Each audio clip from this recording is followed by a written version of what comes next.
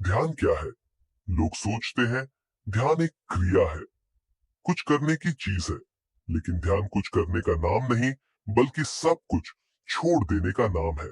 ध्यान का अर्थ है पूरा मन और शरीर वर्तमान क्षण में लाना।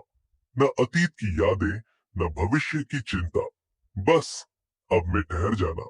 जब तुम मौन में बैठते हो, बिना किसी उद्देश्य के, बिना किसी अपेक्षा के, तो धीरे धीरे विचार रुकते हैं। और वही शून्यता, वही मौन ध्यान है। ध्यान कोई प्रयास नहीं है, यह एक स्थिति है जहां मन रुक जाता है और तुम रह जाते हो। सवाल यह नहीं है कि ध्यान कैसे करें, सवाल यह है कि खुद को कैसे भूले।